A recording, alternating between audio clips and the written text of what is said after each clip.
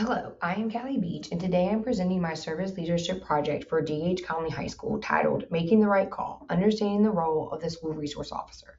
This project was born from a need to bridge the gap between how we perceive and how we actually utilize our law enforcement partners within our school community to ensure a safe and positive learning environment. D.H. Conley is a cornerstone of Pitt County since 1970. Named after Superintendent Donald Hayes Conley, our school has a long legacy of leadership and unity, famously integrated by the early 1980s. Today, we are the largest high school in the district, serving 1,811 students.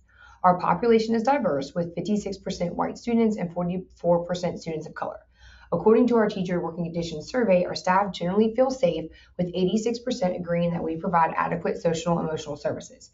However, we remain a B school, and our motto, "In union there is strength," reminds us that our success depends on the cohesion of our entire community, including our school resource officers.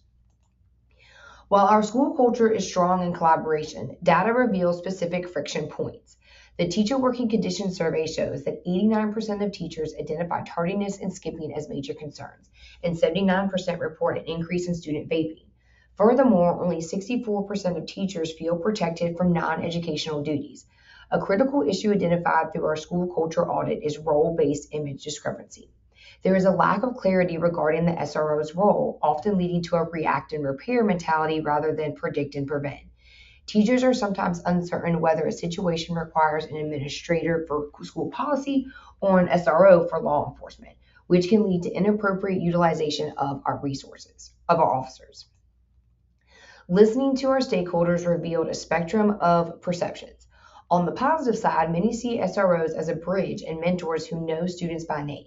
They believe SROs make the building feel safer and value their presence in non-crisis moments, like interacting with students during lunch. Conversely, there is neutral to negative concern that students may feel watched rather than welcomed. Some stakeholders emphasize that minor disciplinary issues shouldn't become law enforcement matters, and that the school should prioritize counselors and social workers over increased policing. This feedback highlights that the SRO's impact on culture depends entirely on how they are utilized and the relationships they build.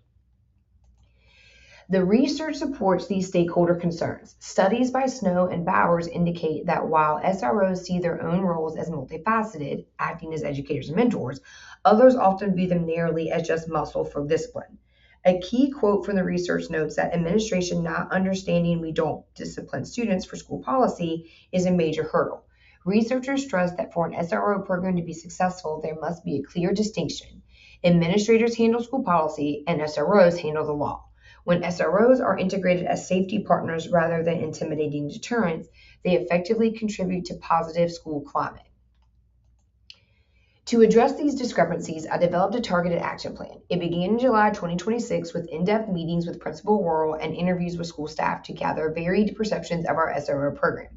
From there, I designed a specialized professional development training session for our teachers. This training clarifies the SRO's scope of authority using Pitt County Schools Board Policy 5120 as a guide.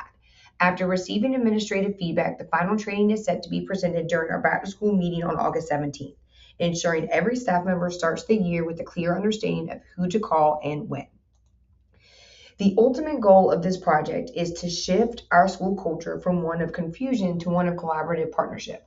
By bridging the gap between perception and reality, we expect to see a more consistent implementation of school policies. Success will be measured by the quality of interactions. We want our SROs to be viewed as trusted adults and resources rather than disciplinarians. This project has reinforced that effective leadership requires proactive communication and the courage to re-educate staff on critical policies.